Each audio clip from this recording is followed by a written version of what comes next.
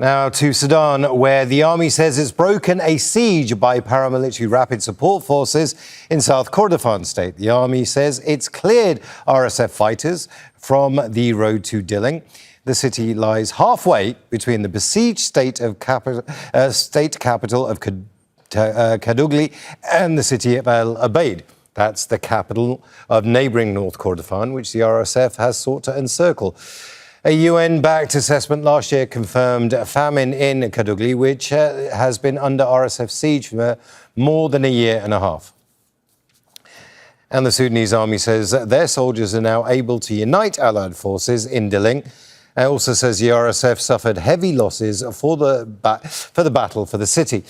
And the army and the RSF have been battling for control of Sudan during nearly 3 years of war. The Kordofan region has seen some of the heaviest fighting in recent months.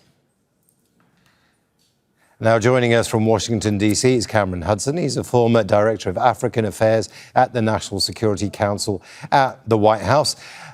You have had a lot of time, you've spent a lot of time in Sudan. Is any of this that's happening right now coming as a surprise to you?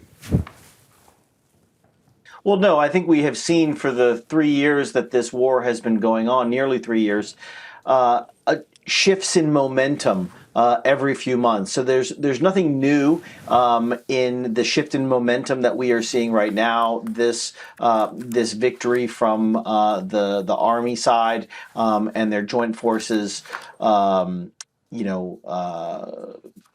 partners in this fight. But a few months ago, we saw the army losing Fasher. We saw them losing parts of Kordofan. So this has been, I think, the kind of the operational tempo that we have seen over the course of this war, which has made it so difficult to resolve, because at each turn, each side thinks that they are capable of winning the war. And so when they're on their back foot, they somehow get a new momentum in their sails and carry that forward and push past any of the peace negotiations that might be on the horizon, thinking that they can achieve total victory for themselves. But that idea of total victory is almost impossible in this particular scenario because of the fact that there are peace negotiations going on, but those peace negotiations are going on with other countries as well.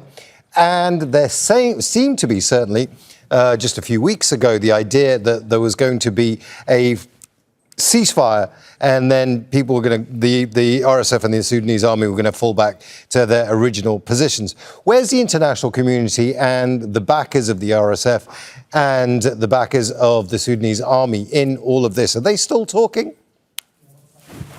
Well, they are still talking. I think what we know is going on in the background is that, led by the United States, there seems to be a mediation, but that mediation is among the regional states that are backing one side or the other in this war. It's not actually a mediation between the two armed belligerents. It's between the UAE and Saudi Arabia and Egypt and even others beyond that, right? And so I think that that mediation has to happen first, because we have seen in the last few weeks a very heated competition playing out among these regional backers for one side or the other. We know that that both sides in this war are being armed, they're being supplied, they're creating new bases, they're buying new weapons, they have new financing to continue this war. And so unless those backers to this war are not able to reach an agreement among themselves about pulling back their support to either side in this conflict,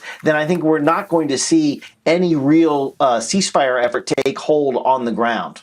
Now, Cameron, war is often about inches, miles, kilometers. It's about pushing forward and taking territory, sometimes about taking that territory and retreating that territory. Just take us through the importance of the fact that they've broken the siege, the military has broken the siege against the RSF in South Kordofan state. Is that actually a big deal?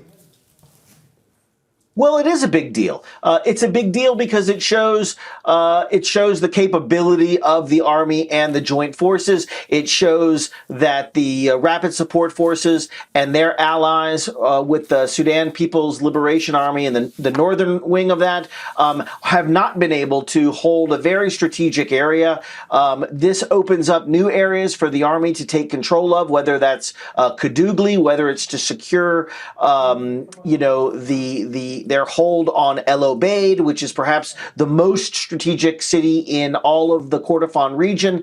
This is an important victory for the army. The reports that this assault on Dilling by the rapid support forces perhaps came from outside of Sudan, from South Sudan, or from Ethiopia, which seems to be getting more involved in this conflict, I think is another indication that we're seeing the war spread. And if the SAF, the army of Sudan, can hold this territory and keep these forces at bay, then it has a possibility, I think, to make real progress in this war, but also to put pressure on the parties to concede at the negotiating table, which I think is their ultimate objective. Cameron Hudson, thank you so much for your thoughts. Thank you. Don't miss out. Get the full picture. Subscribe to Al Jazeera for reliable news, expert insight. Like, share, stay ahead.